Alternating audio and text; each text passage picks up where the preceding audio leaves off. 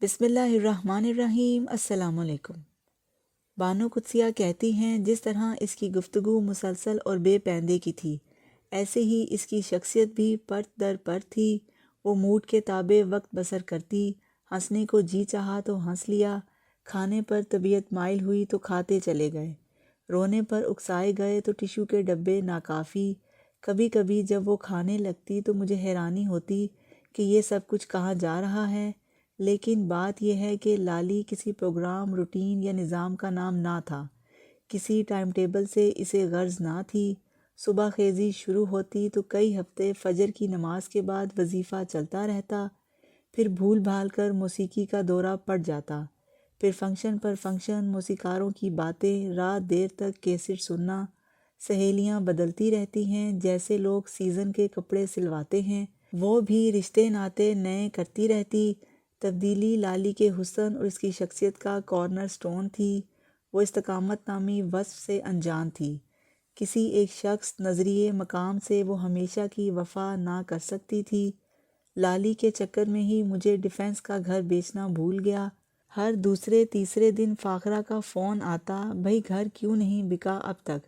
ملکی حالات ہی ایسے ہیں، لوگ اتنی بڑی رقم مکان میں ڈبونا نہیں چاہتے۔ میں کیا کروں؟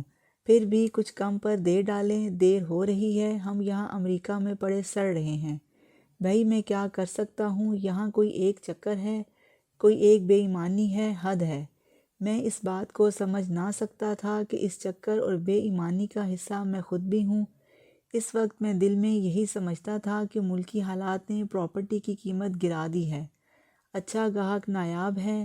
مجھے کبھی یہ خیال بھی نہ آیا کہ اندر ہی اندر میں اپنے قیام کو لمبا کرنا چاہتا تھا، اور اس کی وجہ صرف ایک تھی، اور وہ تھی لالی۔ مجھے کبھی بھی آگاہی نہ ہوئی کہ میں اس عمر ڈھلی عورت کے سحر میں کس حد تک آ چکا ہوں۔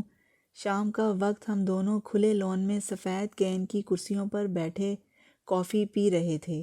وہ ٹانگیں سمیٹ کر بیٹھی تھی اور میں نے اپنی ٹانگیں دور تک یوں پھیلا رکھی تھیں کہ اس کی ٹانگوں سے فاصلہ چند انچ کا تھا۔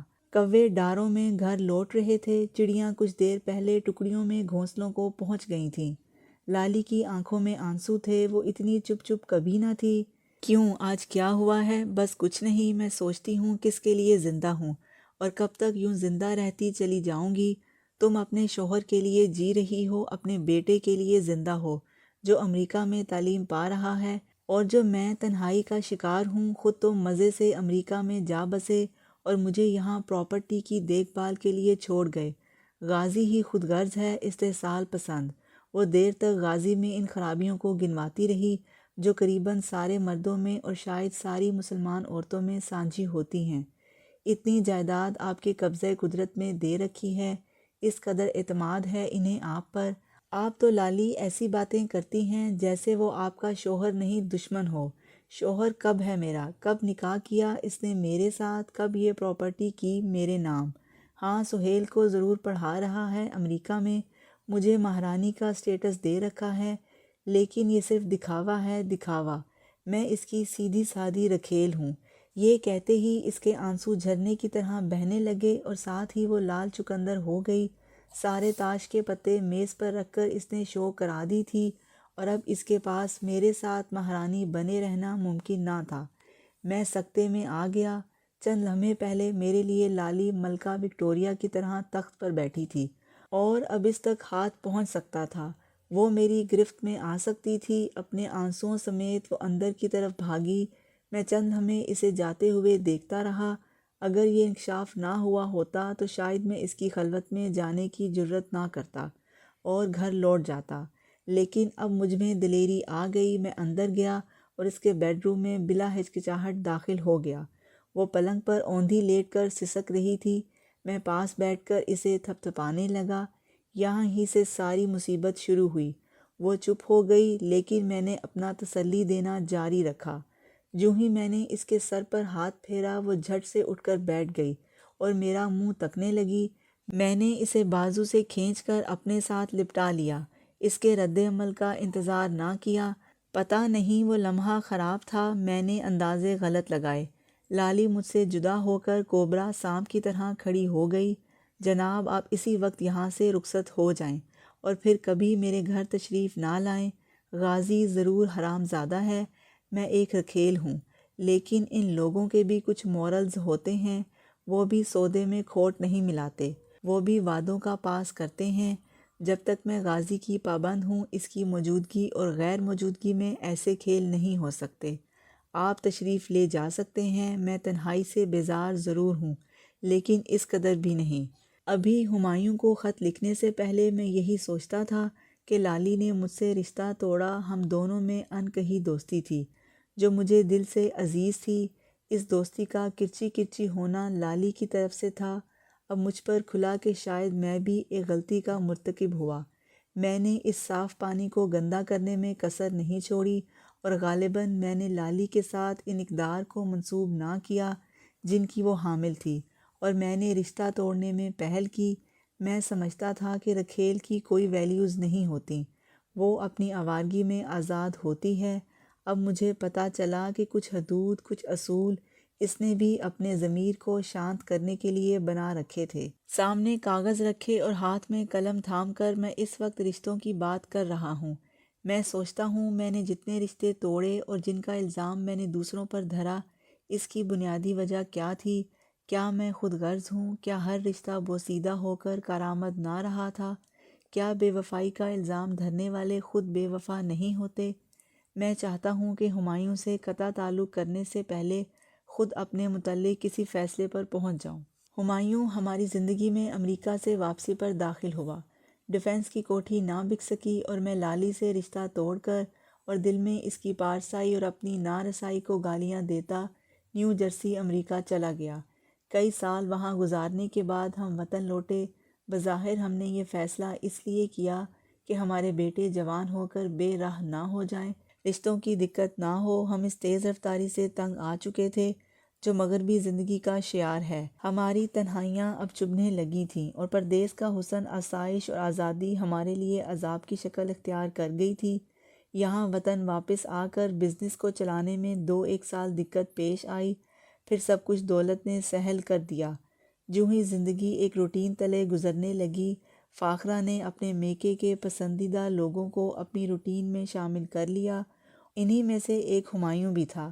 ہمایوں کزن تھا، ذرا دور پار کا، لیکن فاخرہ اور ہمایوں بچپن میں ایک ہی اسکول میں پڑھے تھے۔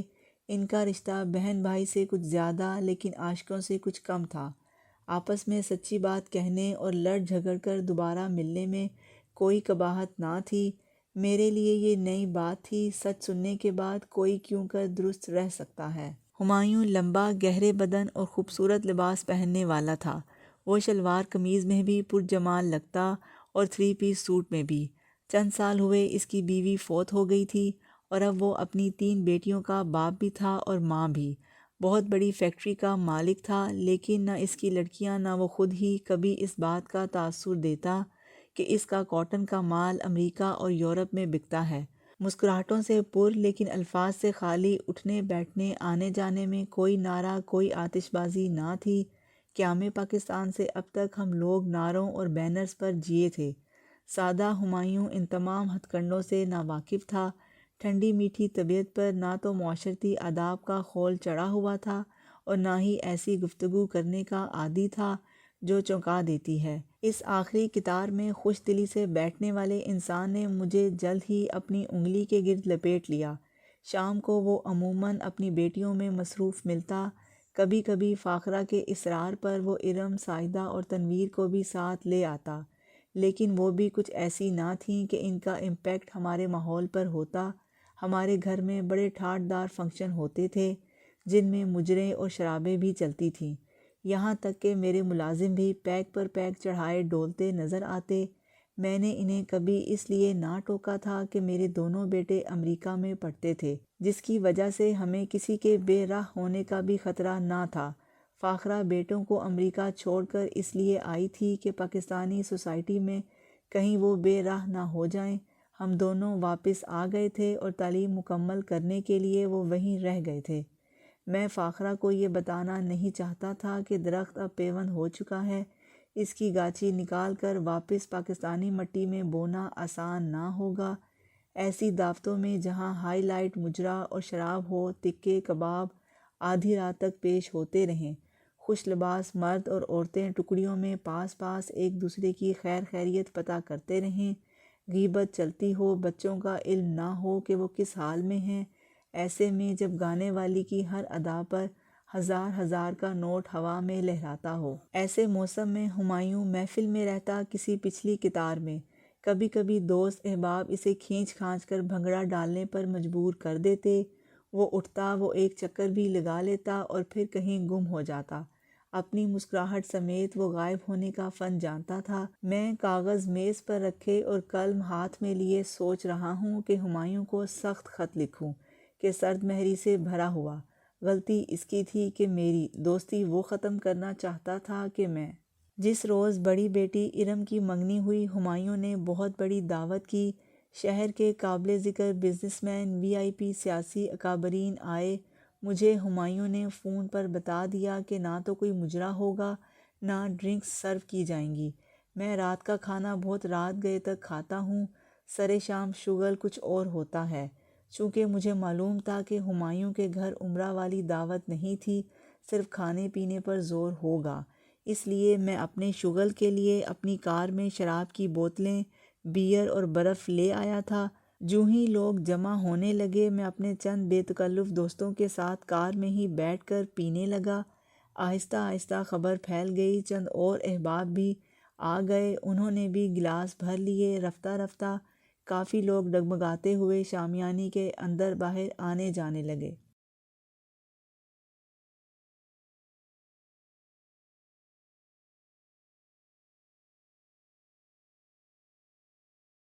جوں ہی لوگ جمع ہونے لگے، میں اپنے چند بے تکلف دوستوں کے ساتھ کار میں ہی بیٹھ کر پینے لگا۔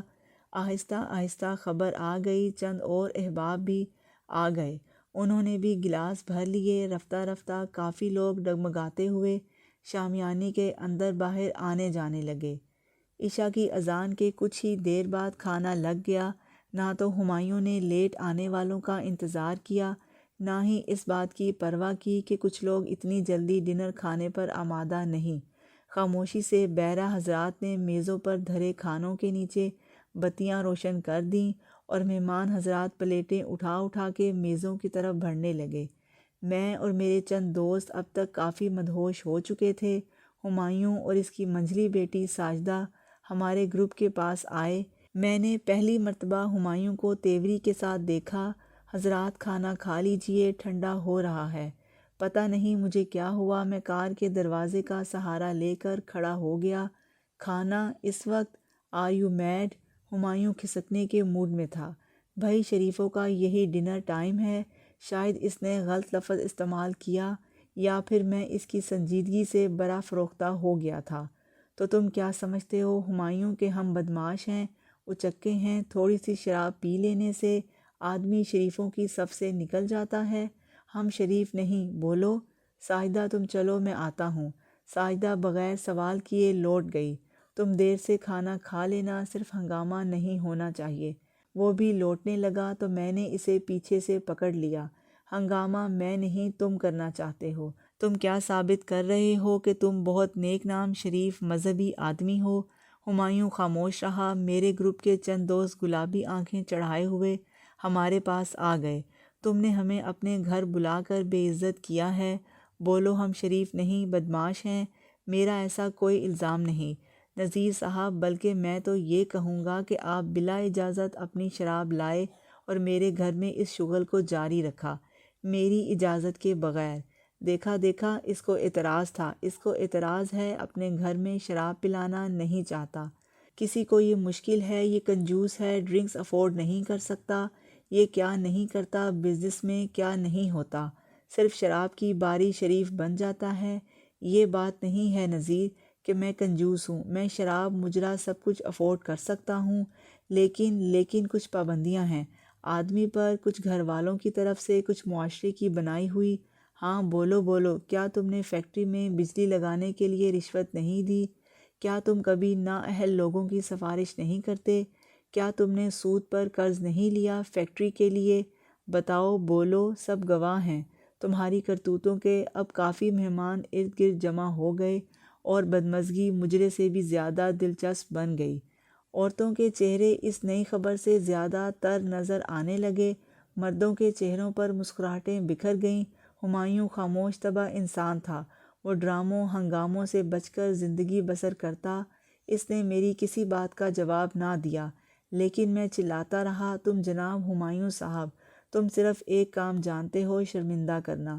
ممبر پر چڑھ کر مولوی ہمیں ہماری کرتوتوں پر شرمندہ کرتا ہے، معمولی انسانی کمزوریوں پر ڈراتا ہے، خوفزدہ کرتا ہے۔ اسی لیے جناب ہمایوں صاحب، آپ جیسے نیک لوگ جو اپنی مرضی کے گناہ تو چھپ چھپا کر لیا کرتے ہیں، تم جیسے نیک لوگوں پر میں نفرین بھیجتا ہوں، دوسروں کو احساس جرم عطا کرنے والے، فرعون، داداگیر، مونچھ پر تاؤ دینے والے۔ ہمایوں کی مسکراہٹ غائب تھی، وہ خوفزدہ ہو گیا تھا۔ اسی وقت میں باہر کی طرف لپکا، میرے ساتھ ہی کئی اور میرے من چاہے لوگ بھی واک آؤٹ کر گئے۔ رات گئے مجھے ہمایوں کا فون آیا، میں جانتا تھا کہ وہ مجھ سے معافی مانگے گا، ایسے میسنے لوگ معافی مانگنے میں دیر نہیں کرتے۔ دیکھو نذیر، خدا جانتا ہے میں گنہگار آدمی ہوں، لیکن کچھ احکامات کی پیروی سیکھ گیا ہوں۔ میں تم سے معافی مانگتا ہوں، اگر میں نے تمہیں احساس جرم دلایا تو ضرور میں ہی قصوروار ہوں، لیکن میں مجبور ہوں۔ میں نے فون بند کر دیا، میرا خیال تھا کہ وہ مجھے مزید شرمندہ کرنا چاہتا ہے، مزید احساس جرم میں ڈبکی دلانا چاہتا ہے۔ اس کے بعد ہمایوں گھر آیا تو میں نے فاخرہ سے صاف صاف کہہ دیا کہ جہاں مسلک ایک سے نہ ہوں، انسان ایک طرح سے خوشی اور غم منانے پہ اتفاق رائے نہ رکھتا ہو، وہاں میل ملاقات رسمی رہ جاتی ہے۔ فاخرہ نے صلح کرانے کی ہلکی سی کوشش کی اور پھر خاموش ہو گئی۔ ابھی چند لمحے پہلے مجھے ہمایوں کا فیکس ملا ہے، جس پر لکھا ہے، نذیر، مجھے تمہاری دوستی اتنی عزیز نہ ہوتی تو میں یہ فیکس کبھی نہ بھیجتا۔ میں تم سے صرف یہ پوچھنا چاہتا ہوں کہ جن احکامات کی واضح مناہی آئی ہے، اگر کوئی شخص ان میں سے چند ایک پر عمل کرنا چاہے تو اسے کیا لائن آف ایکشن لینا ہوگی؟ جو لوگ تمہیں مذہب کے معاملے میں ریجڈ نظر آتے ہیں، کیا وہ لوگ بھی مظلوم اور مجبور تو نہیں؟ شاید وہ احساس جرم دلانا نہیں چاہتے، صرف اتنی بات واضح کرتے ہیں کہ احکامات کچھ اور ہیں۔ کیا ہمارے ملک میں یا پھر کسی ملک میں بھی نیک بننے کے لیے یا بنے رہنے کے لیے ابھی تک گرم ریت پر لٹایا جاتا ہے؟ کیا کسی مسلک پر چلنے کے لیے مصلوب ہونا ضروری ہے؟ ہمیشہ ہمایوں۔ سامنے میز پر کاغذ ہے، میرے ہاتھ میں قلم ہے۔ اس فیکس نے مجھے احساس جو دلایا ہے، آپ یہ بتائیے کہ جب کوئی اتنے اونچے ٹیلے سے بولے تو اس کے ساتھ رشتہ کیسے قائم رکھا جا سکتا ہے؟ جب ہم دونوں زندگی بسر کرنے کے لیے الگ الگ فارمولہ استعمال کر رہے ہیں تو ہم قدم کیسے ہو سکتے ہیں؟ شاید وہ ایک عرصے سے مجھ سے ملنا نہیں چاہتا تھا، یا شاید میں اس رات کے بعد اس کی صورت دیکھ کر کمتر محسوس کرتا ہوں۔ بات رشتوں کی ہو رہی ہے، ہو سکتا ہے شیشے کی طرح ہر رشتہ اپنے اندرونی دباؤ سے ہی ٹوٹ جاتا ہو، کسی انسان کا بنیادی طور پر قصور نہیں ہوتا، پھر بھی کبھی کبھی اپنے سے تو پوچھنا پڑتا ہے کہ اصلی قصوروار کون تھا؟ اماں لالی کے ہمایوں۔ آپ سب کا کیا خیال ہے؟ اپنی قیمتی رائے کا اظہار کمنٹ میں ضرور کیجیے گا کہ قصوروار کون تھا، اماں لالی یا ہمایوں۔ اللہ آپ کو آسانیاں عطا فرمائے اور آسانیاں تقسیم کرنے کا شرف عطا فرمائے۔ آپ سب کا بہت بہت شکریہ۔ آپ لوگ میری ویڈیو دیکھتے ہیں، سنتے ہیں، سمجھتے ہیں، پسند کرتے ہیں، شیئر کرتے ہیں اور میرے چینل کو سبسکرائب کر کے مجھے موٹیویٹ کرتے ہیں۔ جزاک اللہ۔